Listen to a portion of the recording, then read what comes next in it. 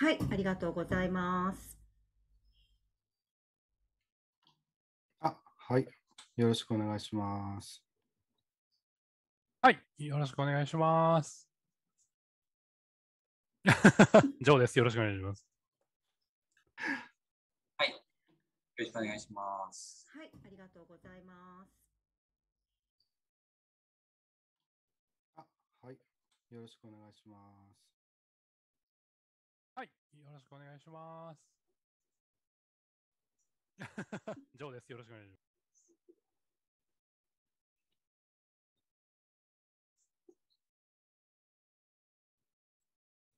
はい。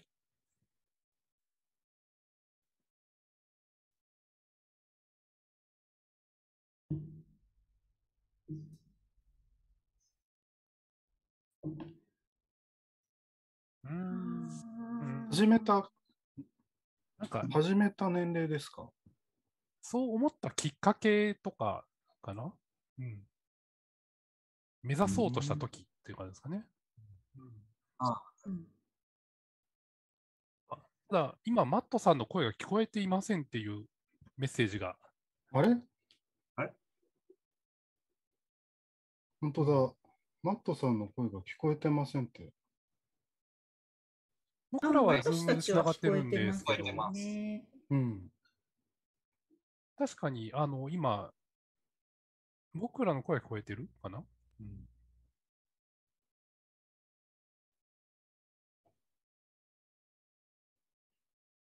どうなんだろう。まだ聞こえませんよ。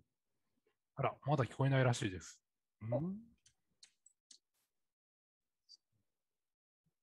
ットさんだけですかね。僕らの声は聞こえてますね。はい、だからちょっと待ってくださいと言っていらっしゃいますんで。そうか、そうか。それが伝わらないんですもんね。はい。なんか出た。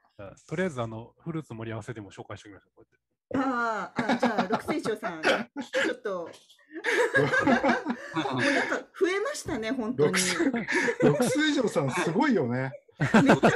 毎日のようにアップしてないなんか。ちょっとずつでやるのが好きなんで、素晴らしいね。まとめたらこんだけの盛り合わせになった。さあ聞こえますかね、皆さん。ちょっとごめんなさい、コメントでお願いします。聞こえますか？聞こえますか？これで聞こえるかな？あれ、なってる。久子さんがチェックしてくれてる。大丈夫ですか？皆さん聞こえますか？聞こえるかな？マットさんの声聞こえますかね？久子さんお願いします。あれ？すごい、ね、サポーター役みたいになってくれる。あれでもラグがあるからな。タイムラグがあるから、すぐに見えてますよ。僕の声がもう大丈夫はずなんですよ。聞こえたらしいです。聞こえたらしいです。ちょっとごめんなさい。いや飲んでる。一応昨日お酒屋さんの行ってで何飲もうかなと思ってて、いつもオーストラリアのビールを飲もうと思ってて、でも今回はこれを見つかりました。プレミアムドラフト。モンスター。沖縄ドライ。力士がすごい。ジャパニーズファイターがなぜ海外の日本っぽい。そう。しかもその相撲さんがなんかゴジラみたいにビルが暴れちゃってるじゃないですか。いいなぁ。すごい。街で暴れちゃったか。めっちゃかっこいい。沖縄大好きですよ。沖縄。しかもこれはオリオンビール。だからすごい飲みやすい。なんで日本で売ってないんだろう。そうですよね。あれ飲みたいですね。逆に面白いと思う。しかもカタカナでなんかモンスターって。すごい。逆に読みづらい。よく見つけましたね。すごいですね。今飲んでます。いや、素晴らしい。なんかそのカップが可愛いですね。これね。これカップのスタビーホルダーって言うんですけど、これヌサの海の方なんですよね。ヌサ行った時に買った。かわいい。あった冷たくる。冷えたまんま。冷えたままに。そうそうそう。はい。じゃあまた最初からやりましょうか。すみません。なんでそうだ、自己紹介がね、そうですね。すみません。申し訳ないです。なんで、はい、で改めて、はい、改めてみんなようこそ。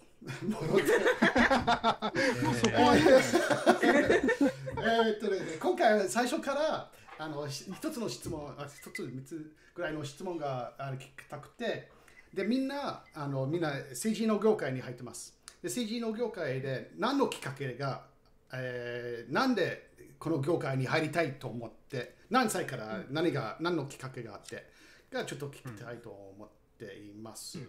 じゃあ最初は6歳以上さ。僕から。はい。そうですね、もともと今ちょっとゲーム会社に働いてるんですけどね、ゲーム会社に働く、もともとゲームが好きで、ゲームが好きイコール、だんだんなんかゲームが作るのが好きってなって、で、そこから何かゲームを携われる仕事に就きたいなって思ったのが最初ですね。もう中学1年生、だから14、15歳の頃には、じゃあそのゲームが大好きで、どうやってこの業界に入ろうかと思ったんですか？全く分からなかったんですね。だからなんかその国家資格があってそれを受けたら合格とかそういうのじゃないので、とにかく気になるその会社になんていうかな、通知というか雇ってくださいみたいなのをめちゃくちゃ送ったんですよ。あ、そうですか。はい。それは面白いですね。それは何歳ぐらいだったんですか？その頃まだ19、20歳ぐらいだったかな。アルバイトしながらゲーム作って、こういうゲーム作りましたんで、雇ってくださいっていうのをいっぱい送って、で、そのうちの医者から返事が来て、で、入社しましたね。いいですね。それで、ゲームの勉強っていうのは、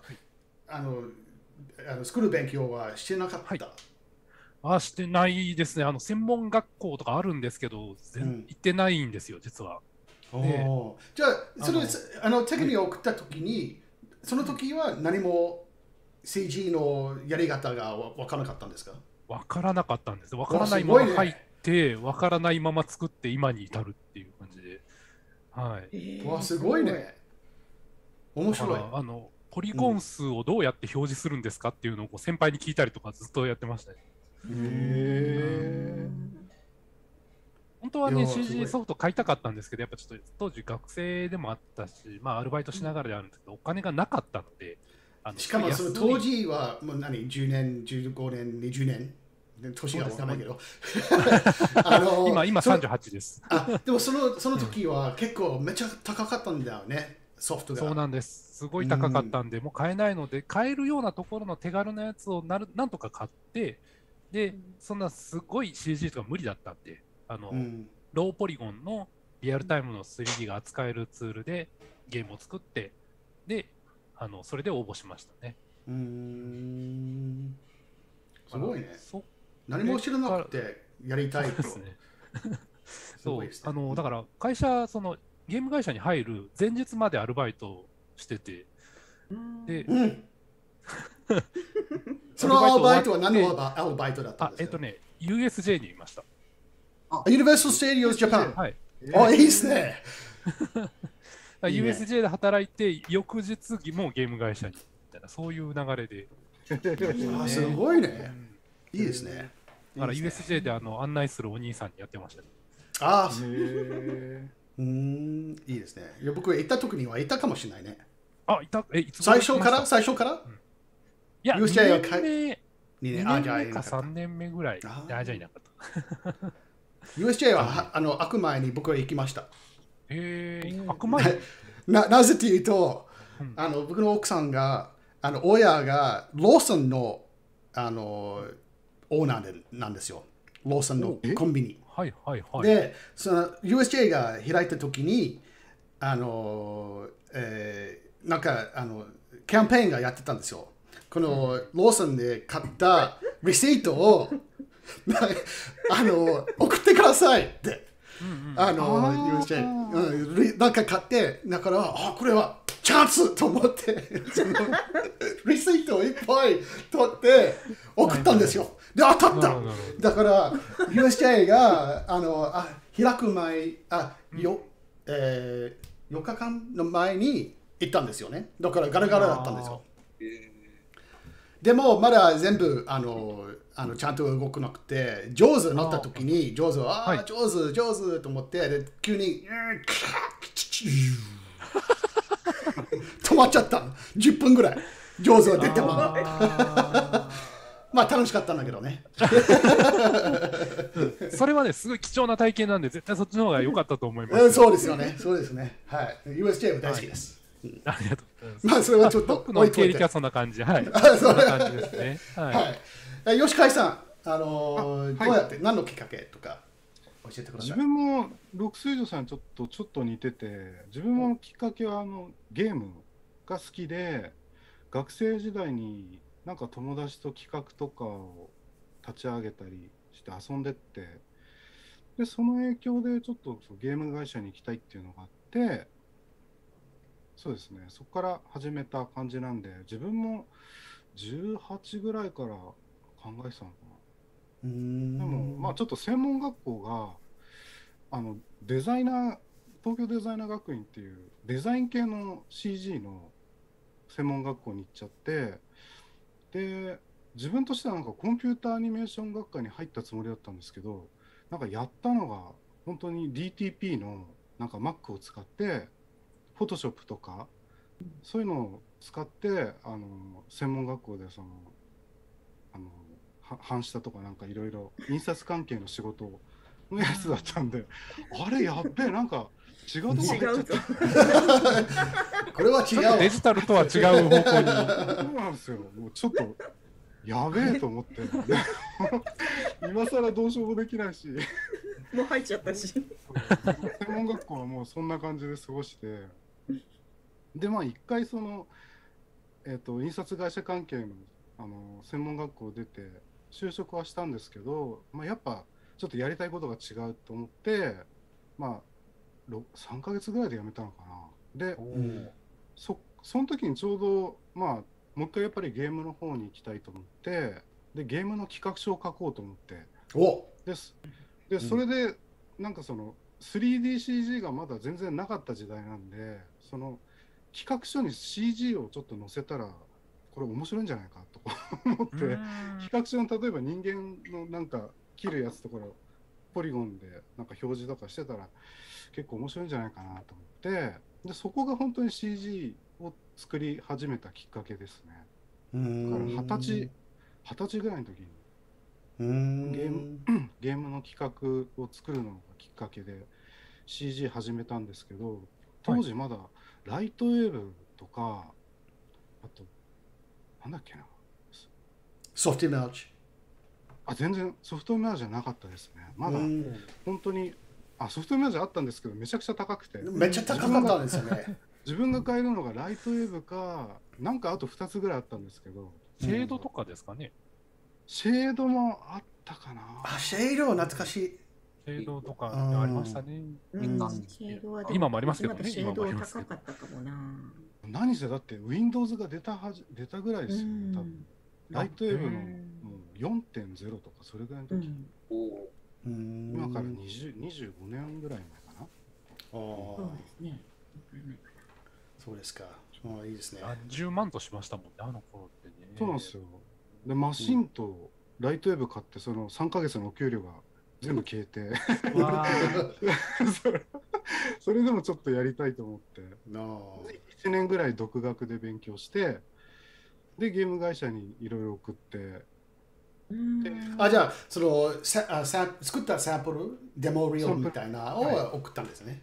手紙だけじゃなくで企画で応募しようと思ってたんですけど、なんか CG の方が面白くなっちゃって、企画どうでもよくなっちゃって、なんか CG のアニメーション作品ばっかり作ってそれをもうとにかくなんかいろんなゲーム会社に送っとけと思って、で送ったらなんか一社だけなんか返事くれたところがあって、うん。そこでやってました。7年ぐらい、8年ぐらい。で、今、ゲーム業界入ってないんですよね。今は全然。今は違うんですよね。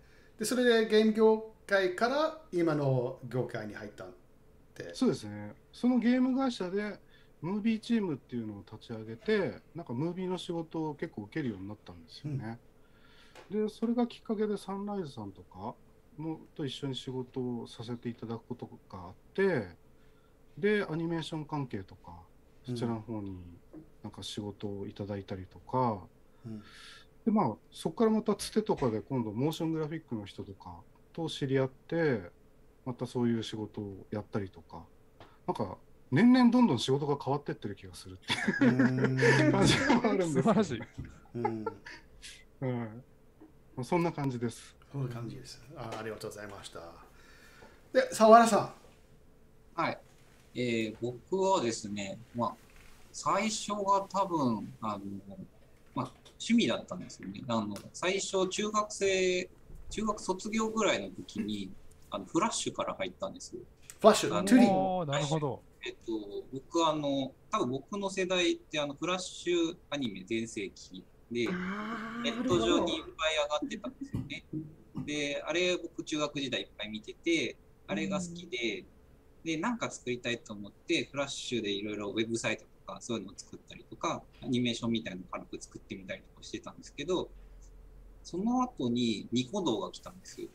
ニコ動画ベータとかの時期が来て、で、その時かなんかに、なんか映像を作りたいと思って、当時、僕多分最初、メタセコかなんかから入って、その後シェードに行って、自由局面になれなさすぎて、もう無理だと思った時に出会ったのがライトウェブだったんです。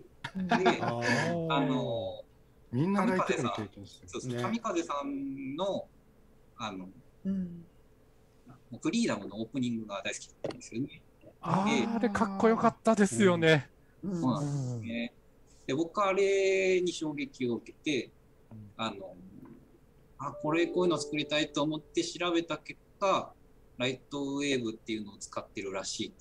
で、それが結構手の届く値段だったんですよね。僕、当時大学生だったんで、バイトをしてたんで、バイト1ヶ月か2ヶ月ぐらいで、学生版が買えたので、あれの学生版、当時多分5万円ぐらいで買って、学生版はいいですよね。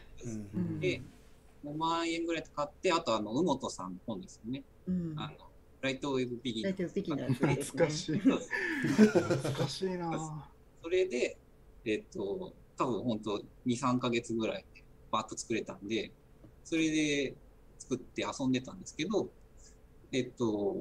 まあ、いざそこで僕普通に大学で普通にプログラム系の CG やってたんですよ。拡張現実 AR とかやってたんですけど、いざ就職になってどうしようかなって思った時に、やっぱなんかクリエイティブ系の方が楽しそうだなと思って、それで、デジハリさん、大学院に行かずにデジハリに行って、で、今も働いてるヤマトワークスに、インターンで入ってっていう感じですね。インターンから始まったんですか？そうなんです。本当は神風動画に就職したかったんで、神風社長の森田さんが別にもともと神風の人たちそのうち仕事するだろうと思ってたら、そうですね、実際仕事したっていう感じですね。おめでとうございます。はい。念願叶いましたね、じゃあそれ。そうですね。そうですね。でもただ学生時代は結構映像よりもゲーム作ってましたね。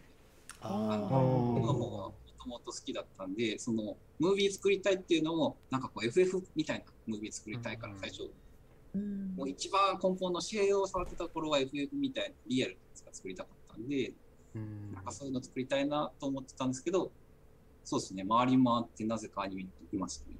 はい。皆さんなんかゲーム関係からスタートなんですね。ですね。それはびっくりしちゃった。みんなのゲーム。しかも沢田さん、その後ろの猫は大丈夫ですか？大丈夫です。ずっと同じポーズで、なんか大丈夫かなと思って。大丈夫ですか？はい。なんか全然動いてない。可愛い。動いてない。あの適度な距離が可愛い。そう。うちの猫うるさすぎて。みんなゲーム業界からですよね。しかも岡川さんはどうですか？この業界に入って何のきっかけですか？私はですね、もともと大学がそのコンピューターサイエンスみたいなのを研究する学部だったので、そこで卒論っていうかゼミがこう分かれるときにコンピュータグラフィックスかデータベースか、なんだったっけな、あとグラフ理論とかこういろんなそういうのに分かれたときに、じゃあコンピュータグラフィックスが一番面白そうだなと思ってやって、それからですね。もうずっとですね。ライトウェーブからですね。そうですね。なんかそれでもう就職しようって思って探してた時に、当時なんかマックワールドじゃないですけど、なんかの展示会があって、そこにアミーガが出展されてて、アミーガで動くライトウェーブ 3D が当時ちょうど出たばっかりぐらいの時で、でその時にそうなのでアミーガ上でこういうの動くんだと思ってたら、そこのところの人が、なんか新卒募集してるよって言われたんで、じゃあ行きますって言って決めちゃいました。決めちゃいました。そうですよね。でもなんかゲームが好きから始まったみたいですね、皆さんが。多いですね。多いですね。アニメだと思った。なんか日本で言うとアニメかゲームですね。今なら多分アニメだと思うんですよ。ただ、多分僕らが就職する当時ってまだアニメに CG とかが入ってない時代だったんで、多分関連しないんですよね。だから CG だったんですね。CG って何かっていうと、やっぱりゲームとか、そっちからやっぱインスパイアされてました。今なら多分そういう映画とかアニメとかでじゃんじゃん 3D とか CG 使ってるんで、やりたいっていう人は多分そっちから入ってくる人も多いでしょうね。そうですよね。マットさんはちなみに。僕のちょっと長いな。じゃあ今度マットさん会を1個設けて。1時間以上かかりますけど。でもスタントマンから始まったんです。そうです。僕はもともと映画大好きで、もともとジャッキー・チャン大好き。で、スタントマンになって、大学は辞めて、大学で医者になろうと思ってたんだけど、それを辞めて、お母さんに僕は医者になりたくない、僕はスタントマンになりたいっていう話があって、それはあんまりいいちょっと怒ってたんだけどね、その時。たんですね。そういろいろあった。いろいろあって。いろいろあって。そう、いろいろあって。で、最初、ジャッキーちゃんも大好きだったから、僕はもともと格闘技をやったから、スタントマンになるためにどうすればいいと思って、じゃあ、ずっと空手やってたから、日本に行くか、香港に行くか。でもう空手やってたから香港に行く、日本に行くって決めて、で日本で、ホームステイとかなんか空手を道場でもう毎日やったんですよ。で一応戻ってきて、オーストラリアに戻ってきて1年間ここに、スタントマンになったんですよ。で、また日本に戻って俳優の仕事をやってて、で、僕は短編の映画を一応作ったんだよ。自社の短編の映画を作って、でそれ編集したところはクリーチャーという、会社なんですよ。で、岡尾さんがご存知だと思うんですけど、クリーチャーってタッチアップ？広告とかレタッチとか。そう、レタッチ。それは始まった頃だったんですよね。今はすごい有名なんですよ。クリーチャーっていう会社で。で、それ編集した時に栗山さんが、こういう予告編とかなんか作ればいいんじゃないですか。ちょっとうまいんじゃないですかとか、予告編を作ってくれるって作ってみるって言ったら、じゃあちょっと作ってみると思って、で、その海外の映画が日本版の予告編を作ったんですよ。だからそれ、テロップとかタイトルとか日本語にしたんですよね。それで、最初にアニメーションが始まったんですよ。だから、ライトワイブを使って、そのテロップを爆発したとか。あまり良くない、あまりいい映画じゃなかったんですよね。あまりその海外の映画はめちゃめちゃ BDC グレード映画だったんだよね。すごい、あまりよく。なるほど、なるほど。そういうディズニー映画じゃなくで、それを作ってて、で、そのアニメーションが面白いなと思って、アニメーションはずっと大好きだったし、で、そこから自分で勉強したんですよね。そこから全部。で、じゃあ、独学ですか？自分で考えて、自分で勉強して。そうです。うわ、すごい。その当時はマニュアルがこのぐらいの本から勉強してたんですよね。で、その後、オーストラリアに戻ってアニメーションステージに入って監督になって、それをやめて今フリーランスっていう短くのでもめちゃくちゃいろいろやってますね。まあ、一応やりました。そう、ありがとうございました。みんなすごい面白い話だと思います。見てる人がどうやってこの業界に入るか、どうやってやりたい仕事がどうやって受け取れるか。で、今のみんな聞いてから手紙をめっちゃ送る。めちゃめちゃ何通送ればいいんじゃないですか。とか。自分で作ったゲームを送ってたんで、まあそれかな。そうですね。まあデモリオとかなんか今そういうのはあるんですよね。そうですね。はい、わかりました。ありがとうございました。じゃあ、次はちょっとモロニュースがありますかね、岡川さん。そうですね。じゃあ私の方からちょっとだけいいですか？じゃあ画面共有しますね。はい。ですね。先週の金曜日かな、ファンデリー社の方から、最新バージョンのですね、モード 15.1V2 というのが出ました。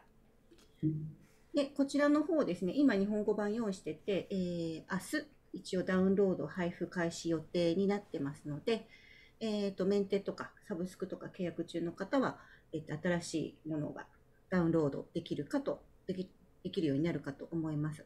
はい。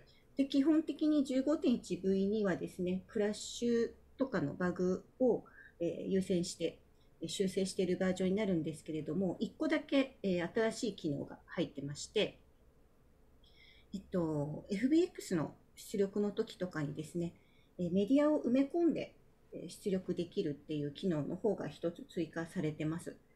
で、FBX ってこう出す時って、画像ファイルって大体リンクで出力する形だったと思うんですけれども、ものによっては1個のファイルの中に全部それも入れちゃいたいっていうケースがあるので、メディアを埋め込むっていうオプションの方がついてます。あ、ついに。はい。ついに。ついについたんですね。そうです。これつけないのかなと思ってたんだけど。これつけて出力すれば、じゃあ関連したテクスチャ全部出力されるってことですか？いけるはずですね。ただやっぱり1個なのですごい膨大なファイルサイズになっちゃうかもしれないですけど、一応いけるはずです。この間ちょっと試した時には一応メディアはこう入った状態ではいけてましたね。はい。というのがありますので、そうですね、ちょっと 15.1 が不安定だぞとかと思う人は、新しいバージョンをちょっとお試しいただければいいんじゃないかなと思います。それメディアの今のチェックボックスは前になかったんですか？前になかったですね。これ 15.1V2 からです。結構 FBX を書き出す人がいますか？ここで。たまにたまに。沢田さんはゲームエン結構やるジンに持っていくんで。ですよね。DX、そうですね、たまにですね。たまに。たまにたまに。そうなんです。まあこういうのもあるので、まあちょっと試してみたい人はぜひ試していただければと思います。うん、いいですよね。はい。はい、という感じですかね。はい。いいですか？はい、ありがとうございました。はい、ありがとうございます。じゃあありがとうございます。はい。じゃあ、次は吉海さんは何かありますかね。俺ですか？いきなり来ました。はい、ランダムで選びますから、みんな寝ないでください。最初急に来るから。いやいや、そのマットさんの気分次第ですよね。マットさんの中での人気が多分僕より今、吉川さんの上っていう。いやいやいや、全然それは関係ない。いや。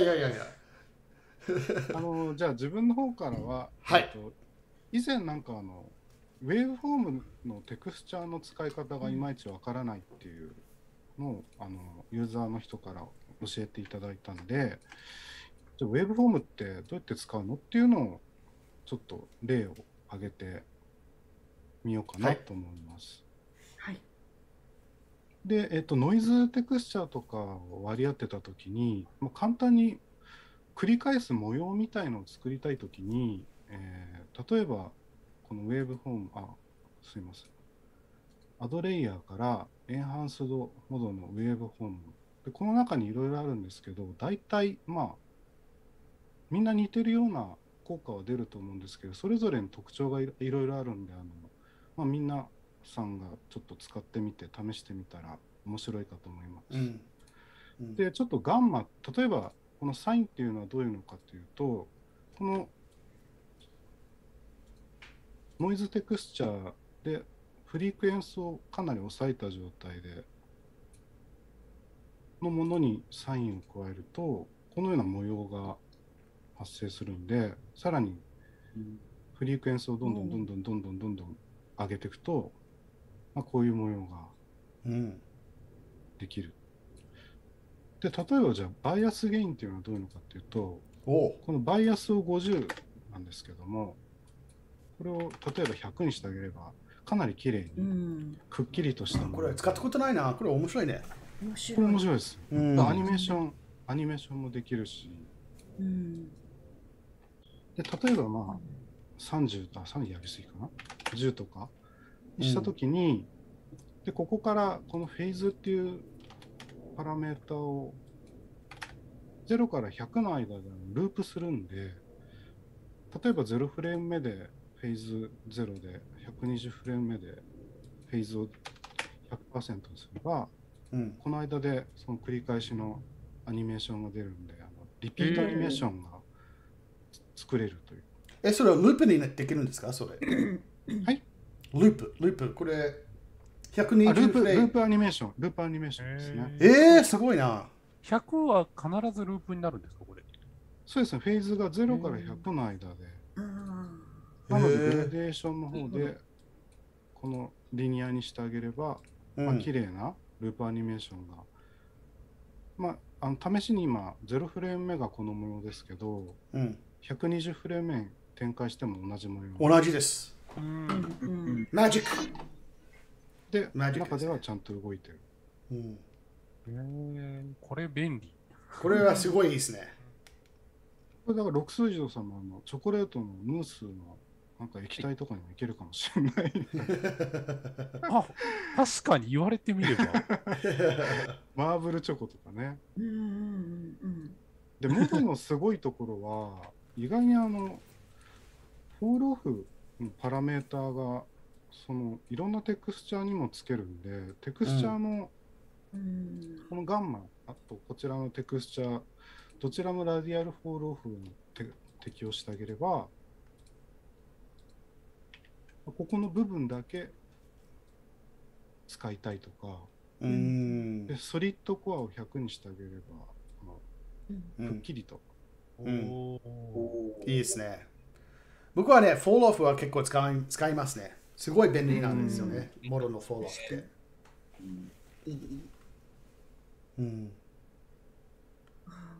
これテクスチャーだけではなくて、例えばこういうモデル形状とかにも綺麗。いいですね。これは自分がモドのロゴの時とかにやってたテクニックなんですけど、何をやってるかっていうと、このセット RGB って、RGB マップをプロシージャルで作ってあげて、でここのセット RGB のテクスチャーフォールオフでさっきの、模様と同じようなものをただつなげてるだけなんですけど、でこのデリートでこのセレクトバーテックスマップバリュー、でこれで、R のところだけを切って、取り除いてあげて、そうするとまあこんな感じで切れるんですよね。でそれをエッジとカーブで、このエッジをカーブにしてあげて、バウンダリーエッジっていうので、エッジの周りだけを選択してあげて、でそれをまあカーブに変換して、でさらにリビルドでにして、そうですね。リビルドがないとめちゃくちゃな重いですね。数になっちゃうんで、でリビルドをかけた後スムースをかけてあげて、あとマテリアルアサインしてあげれば素晴らしい。いいですね。こちらもやっぱ同じようにフェーズで動くんで、でループはできる。はい、アニメーションさせて、かっこいい。ちょっとしたモーショングラフィックみたいな感じですね。そのループはできるのはすごいよ。なかなか今までモードで面白い。カーブをこういうふうに扱うことが今まで9.2 ぐらいまでで、902ぐらいまではできなかったので、プロシージャルになってだいぶ幅が増えたんじゃないかと思います。そうですね。とってもそう思います。すごい。さらに 15.2 からはね、カーブを合体させることも平面上ならできるんで、カーブブーリアンで、そういうのも使ってもまた面白いんじゃないかと思います。ありがとうございます。すごいですね。ちなみにみんなが見てるのは吉海さんのアイコンが違うアイコンになってるんですよね。全部のあれなんかキットを使ってますよね。プロパティの部分のアイコンです。プロパティのそれをみんなを見て、それは何だろうって思っちゃうかもしれないけど、それはキットで。これはそうですね、ウォーレンさんのガムロードで販売してるんですけど、ですね。はい。どっからキットみたいなやつですね。なんかモドジャパンでも確かなんか紹介してたんじゃないかなと。そうですね。うちでも紹介してましたね。はい。ぜひこれすごいいいアイコンですから。すごいいいですよね。ぜひデフォルトに入れていただいて。そうですよね。本当ですね。ですよ。買い取ってください、ウォーレンさん。パウンダリさん。ありがとうございました、吉海さん。素晴らしい。素晴らしい。じゃあ、澤田さん。よろしくお願いします。なんかありました。はい、なんかあります。後ろのニャンコはちょっと動いた。よかった。起きた。ニャンコずっと見てた。そうですね。僕からは、あれですね。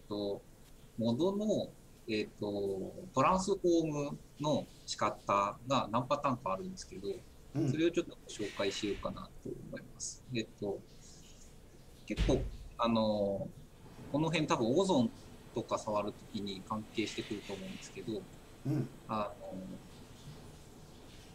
モド以外であんま僕見たことないんですけど、このオーダーオペレーション。オーダーオペレーションですね。はい。そうですね。の考え方が、ちょっと他のやっぱソフトだとあんまなくて、これがちょっと特殊かなと思ったんで、ちょっと今回ご紹介してみたいと思います。で、この構造なんですけど、いわゆる多分これが普通の今までよくあるノーマライゼーションの、セットアップですね。いわゆる階層構造になってて A、B、C、D みたいな感じになってて、いわゆるこう回すと、こう、変形されるように、こういうやつ。で、まあ、ウェイトがこんな感じでついてるっていう、まあ、いわゆる普通のやつで、まあ、これがモードで言うと、こう、いわゆる、これがこの、エフェクターっていう、いわゆるその動かす役割、まあ、普通で言えばボーンとか、これがあって、それをこうインフルエンスにさして、メッシュがあってっていう構造を正規化していくっていうような構造なんですけど、これが、モード独自というか、オーダーオブオペレーションっていう、考え方、日本語で言うとなんて言うんですかね。なんか、お母さん。オーダーオブオペレーション。オペレーションの順番？オペレーションの順番ですね。順番ですね。レイヤーのデフォームみたいな感じなんですけれど、ウェイトの付け方とか、ちょっと動き方がちょっと変わってくるんですよね。一つのやり方は、こういういわゆる階層を持った、これ階層の構造が同じなんですけれど、まあ、ウェイトを見ていただくと、さっきと付き方が変わっていて、A はこういうすべての部分についている。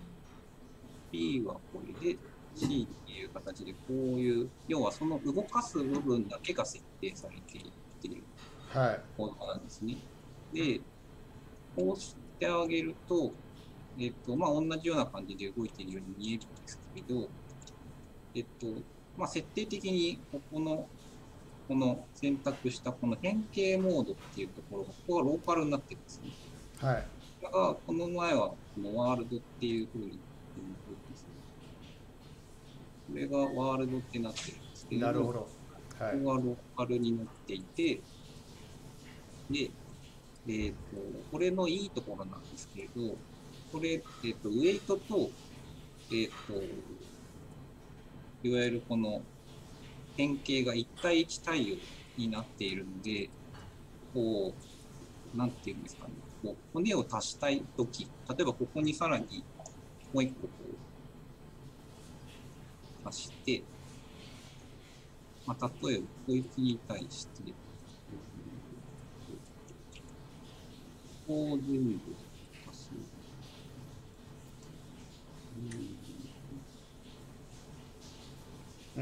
例えばこんなウェイトを足して、こいつを足して、で、して、こいつを階層で入れて、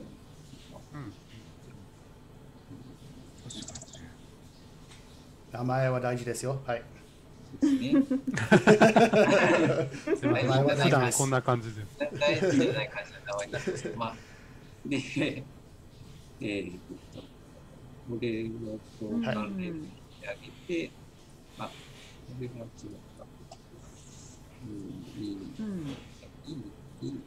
いい、そうか。これもいい。名前大事です。名前大事です。そして、これをローカルにしてあげて、一番重要なのがこの、オーバー、オペレーションの順番ですね。要はこの、トランスフォームをどういう順番でかけていくかっていうのが重要で、これ上からだったか下からだったか覚えてないんですけど、まあ、先にちょっとメリットだけ解説しますと、まあ、これが普通にこういう感じで動いてくれて、今までだと、こことこいつが多分ウェイトで干渉して、ですよね。この辺がぬるっとするみたいな感じ。ダブルトランスフォームね。ダブルトランスフォーム。ダブルトランスフォームとか、まあそうですね、正規化の問題が起きてたんですけれど、こいつが、まあ、こいつでもすごい。ローカルだとね。ローカルになると。こいつの順番を入れ替えるとこういうことになるんですよ。要は、こいつが、順番的には、多分上から、下から、こっちからかかってくるんですけど、これが回転してから、こいつの処理がかかって、こいつの処理がかかって、そうです。下からですね。はい。そうです。下からなんで、こういうふうになるんで、これが、まあ、ローカルなんで、これ今 X 軸に動かしてるんですけど、ですね。はい。この状態だと最後に動くんで、こう今、こう横に動くんですけれど、はい、これが一番下に行くと、まあ、最初に、横に動かしてからこの変形をかけているって感じになるんで、こうなるんですね。はい。っていうモードのこう特殊なっていうか、新しい考え方ですね。この考え方があって、一つこのローカルっていうのでやると、本当にこのローカルのこいつのローカルの動きだけを見るような感じになるので、まあ、こんな動きになるっていう感じですね。で、一つ、これは今ローカルでやったんですけれど、あれですね。それこそそのオゾンとかでリッチ・ハリーさんがやってるのは、どうやらワールドでやってるっぽくって、サンプル見ると結構ワールドでやってたんですけど、ここが今ワールドになってるんですけれど、これもオーダーオブオペレーションの考え方を使っていて、これ今、階層が組まれてないんですよ、こうやって。この DCAB っていうのが、階層が組まれてないんですけれど、これを動かしてみると、ちゃんと変形するんですよ、こうやって。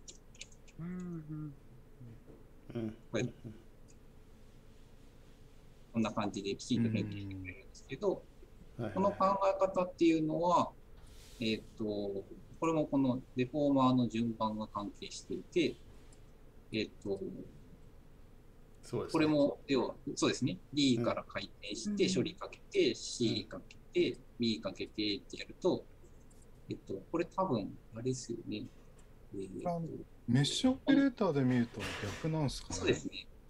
これですかね。これで見ると、これだと下からになってますよね。これで見ると、でしたっけ？あれ？テストは選択して。これです。すみません。そうですね。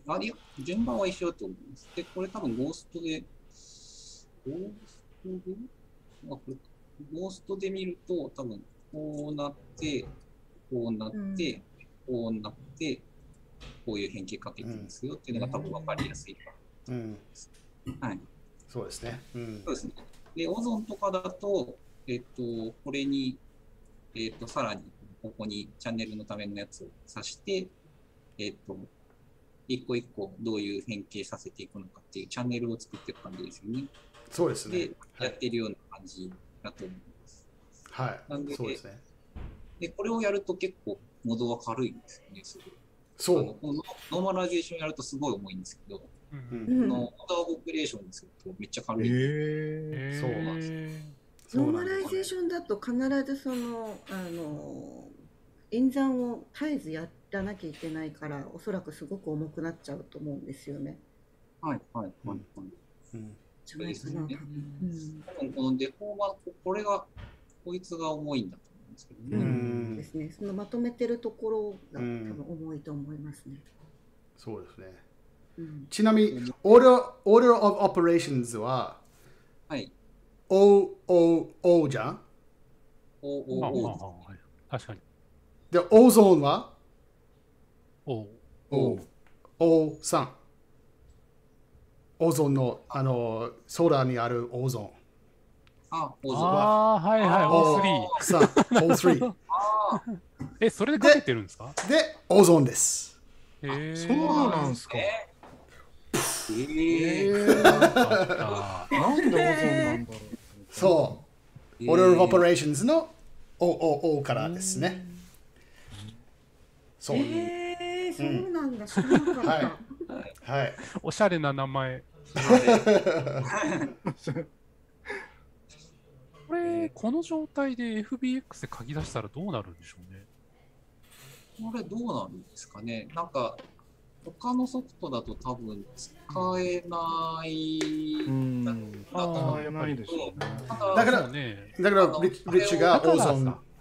歴史がオーゾンを書き出すと、オーゾンの、ファイルになって、そのアンリエルがオーゾンのファイルを、プラグインみたいに入れるんですよ。そうですね。あと、マヤもこれで使えるっていう話ですよね。そのオーゾンを使うと。なんで、そうですね。この考え方を使うと、今までってこいつとこいつでどうしても引っ張り合っちゃって、例えばここにもう一個足そうと思っても、またこいつが引っ張って、ここを弱めてみたいな、いろんな調整、こっちあっちっていう調整があったと思うんですけれど、それがそうですね、そうなんですね、あれ。なんで、それが、一対一対応なんで、あとなんかもう、気になったところにポイって足せるんで、考え方はすごい便利だなと思いつつ、この順番がすごい肝だなっていうので、頭引けないっていうのはありますね。結構組むときに自分の中でこっちがこうだからこういうふうに動きが発生していくからっていうのを考えて順番をやらないといけなくなるかなっていうのはありますね。あんまり気にしなくてよくなるってことですよね。はい。それを気にしなくても良いということですよね。その組み合わせとか。組み合わせノーマライズとかの方は考えなくても大丈夫で。ノーマライズは考えなくていいんですけど、順番は気にしなきゃいけない。なるほど。そうそうそう。で、ちなみに、オーゾン、リッチ・ハリーが作ったオーゾンな、リギングの、どうやって説明する？例えば、この指があるんじゃないですか、リギングするときに。で、これ、なんか、コレクティブモーフがある、ここにやって、モーフ不正っていうんですか。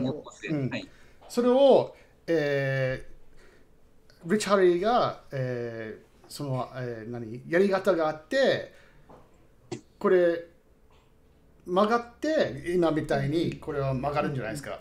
で、僕は指がさしてるけど、みんなわかんない。大丈夫です。分かってると大丈夫です。そのままで、例えば、これ指だと思って、その真ん中の線が、もうちょっと、毛布でしたいなってやると、それを、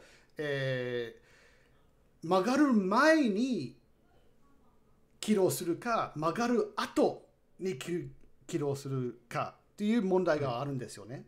それはリッチ・ハリーがオーダー・オブ・オペレーションズでちゃんと考えて、起動の後、起動の前に分かることできるんですよ。リギングの時に。でそれを書き出して、アンリアルに持ち込むことができるんですよ。なるほど。今の説明が分かりましたか？難しいなんですけど。ウェイトマップを作るんですよね。その変形した後にウェイトマップを調整して、それを一番最初の状態にバックするみたいな、確か。そんなプラグインを確かマリオさんが作ってて、はいはいはいはいはい。なんかそれの応用みたいのもリッチさんが多分。例えばこれ指だって、で曲がってるんじゃないですか、今。で、その、リッチのプラグインって、なんかバトンを押すと、この状態のモデルを書き出して、でそれを書き出したメッシュを色調整して、真ん中のポイントが伸ばすとか書き出して、でまたバトンを押すと、そのスコープの元にモーフィンのところに戻ってくるんですよ。それはすごいありがたい。それで曲がるときにちゃんと出てくるんですよね。めちゃくちゃ便利じゃないですか、それ。すごい便利なんですよ。でそれをオーゾンを書き出して、Unreal、Maya、何でもアニメーションはできるんですよね。早く触りたいですね。そうですね、がぜん興味が出てきました。なんかこの変形した後の毛布の補正ってどうしてもなんかやっぱり必要になってくると思うんですけど、すごい大変なんですよ。大変ですよ。それをこう自分でこう設定しなきゃいけないのがすごく難しかったり、なんか面倒くさかったりするじゃないですか、いっぱいいっぱいあるのが。でもそれがこうパパッと指定して、じゃあこれ戻してねって言って、そんなに簡単にできるんだったら、こんな楽な話はそうなんですよね。ないですね。これから出ます。見直しがしなくて。そこまでやるんですね。すごいですね。はい。ありがとうございました。これ、オーダーオブオペレーションズは僕はモロのことは大好きなんですよ。そうですね。この考え方すごいいいと思います。ありがとうございました。ありがとうございました。ありがとうございます。じゃあ、6歳以上さん。はい。お願いします。わかりました。でも僕はそんななんか技術的な云々は今日はないですよ。いいですよ。本当にもう作ったやつをただただお渡しするだけですけど、見えてますかね。お、キウイフルーツ大好きです。そうそうそう。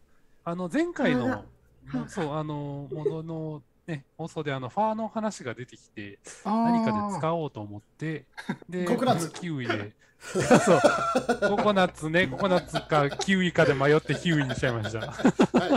素晴らしい。そう。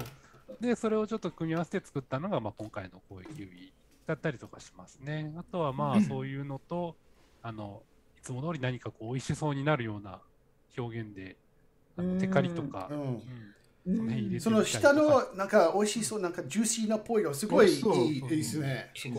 これ入れるだけでだいぶ違いましたからね。なんか面白かったです。自分でも作ってて。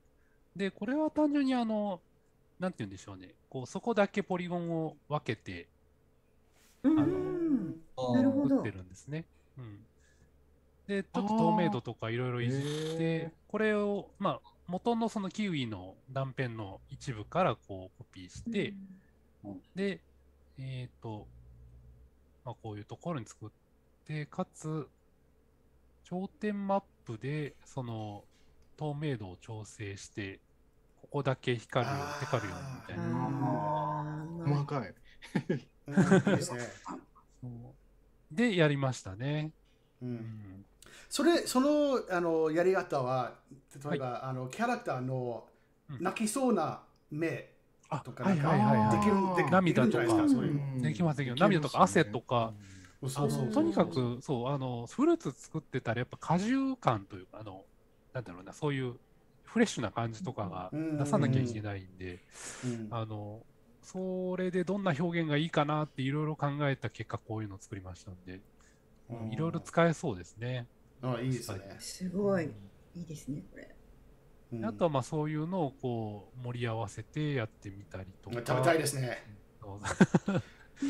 最初何食べるんですか、皆さん。最初何ですかね。吉川さん何が欲しいですか。じゃあ自分イチゴで。最初はイチゴ。一番美味しそうなのから。好きなものから食べるタイプです。僕はグレープかな。グレープはおお、なるほど、なるほど。まあ。グレープね、これ見えないところで繋がってないんで取りやすいと思います。これいいですね。はい、じゃあそれは取ります。いいですね、いいですね。いいですよ。っていうのを作ったりとか、あとはまあ今朝あげたんですけど。これいいですね。かわいい。おお。はい。かわいい。もうとあるアニメでこれが出てきた。すごいローポリで綺麗ですね。ありがとうございます。ローポリは僕は大好きですね。なんかこれゲーム作ってた関係がなんかハイポリにしちゃうと何かこう不安になるんですよ。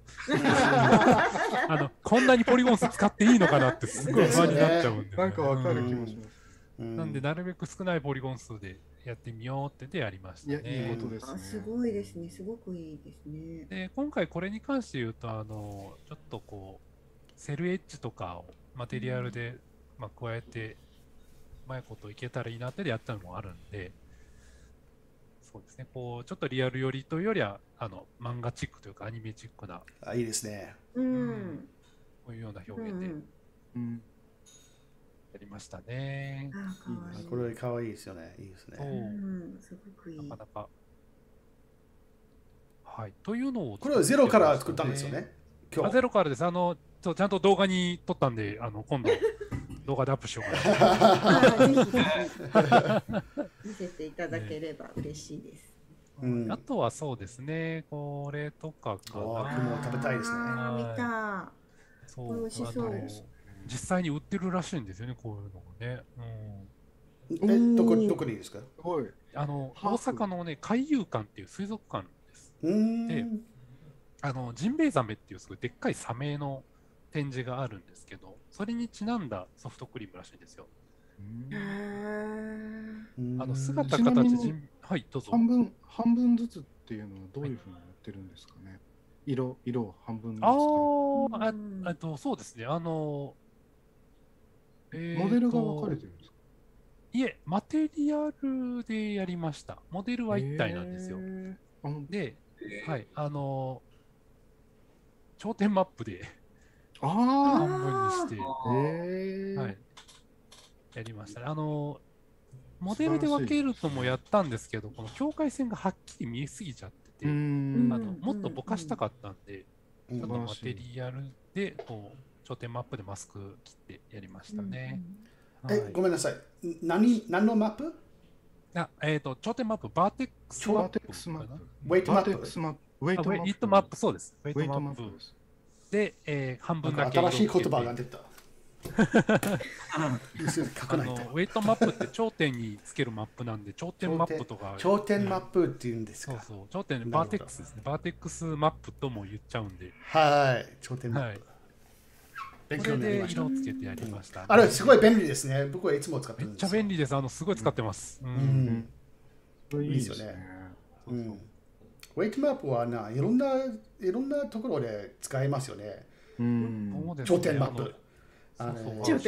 リギングとか使ってマテリアルでも使えるし、洗濯の吉海さんは見せてくれたの、なんか洗濯のところは消えるとか、なんかすごい便利なものですよね。いろいろ使えますよね。プロシージャル、そのメッシュオペレーションの方で頂点マップ自体もアニメーションができるですよね。じゃないですか。あれがすごく面白いですよね。そうなんですよね。表現ができるから。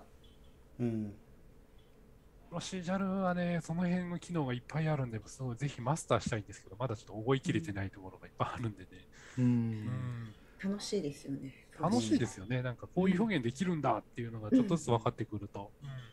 いいですよね。ゆくゆくはこういうのも全部、今これは途中まではプロシージャルで作って、でそれであとはダイレクトモデリングでやったんですけど、全部プロシージャルでできたら面白いなって思ってます。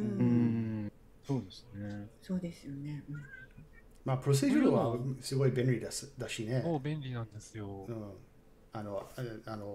ちょっといじったら違うものはできるですよね。見た目が。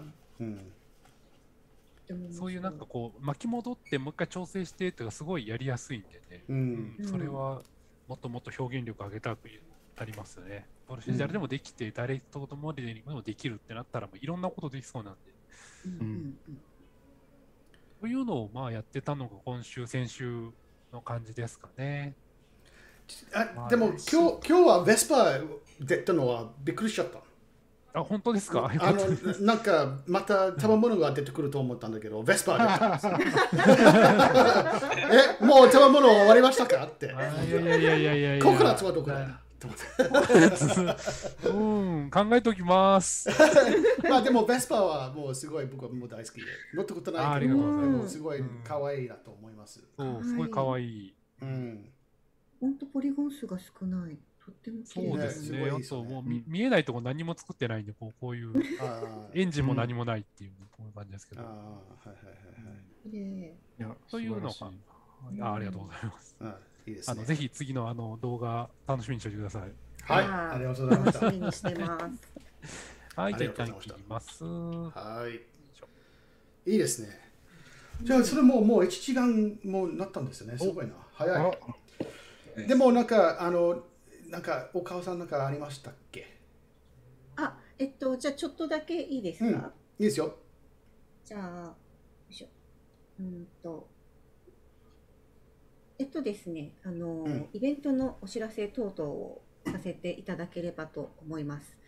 ウェビナーというかワークショップみたいなものをやろうとしてまして、海津義則さんっていうクリエイターの方で、学校でも教えてらっしゃる先生の方がいらっしゃるんですけれども、その方を講師にお迎えして、ワークショップを、9月の29日に行おうと思っております。で全然初心者の方でも全然そうじゃない方でも、ぜひ参加してみていただくとよろしいかと思います。カエルさんのこういったキャラクターをですね、一緒に作っていきましょうみたいな、そういう感じ。ああ、そうですか。一緒に作るんですかね。はい、そうああ、いいですね。一緒に作っていきましょうっていうのをですね、やろうと思ってます。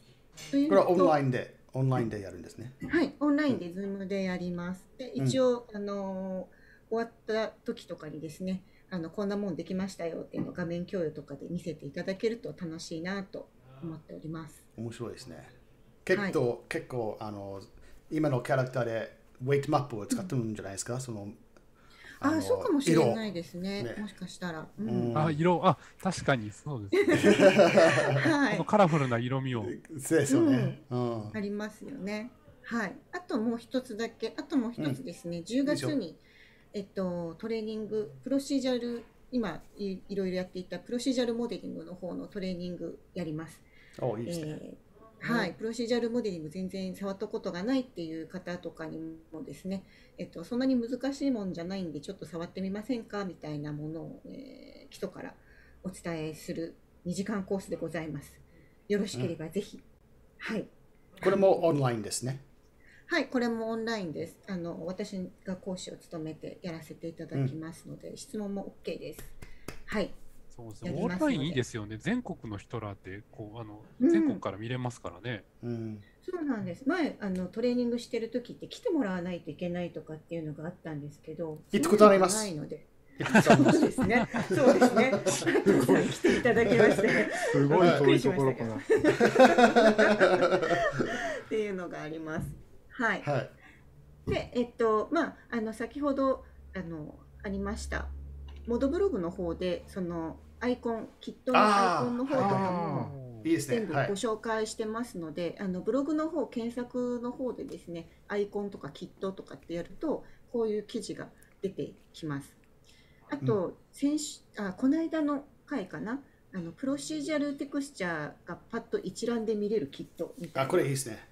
はい、ものもご紹介したことがありますので、こういったものもですね、ぜひ探してみていただくと、いろんなブログでですね、きっと紹介してたりするので、そちらの方もぜひ探してみてくださいという形でございます。これすごい便利だと思います。ね、そうですよね。便利ですよね。毎回探すのが大変でしたからね、ちょっとね。そうなんですよね。一応なんか結構ヘルプとかで、探せば出てはくるんだけれどもみたいな感じなので、こういったキットでパッと一覧で見れると、多分拡張テクスチャーってもっといっぱい皆さん使えるんじゃないかなと思うので、ぜひ使ってみてください。はい、こういう形でございます。ありがとうございました。はい、じゃあ停止します。じゃあ今日はもう1時間経って、今日は面白かった。ありがとうございました。毎回いろんな紹介してくれてすごいいいです。もうすごい大好きです。毎回ドキドキですけどね、ちょっとね。ドキドキは僕の方なんですけど、今日は声も出てないんですよ。なんで出てないんですか？ドキドキ。それも面白ハプニングです。面白いか。変な汗が出ました。じゃあ毎回ありがとうございました。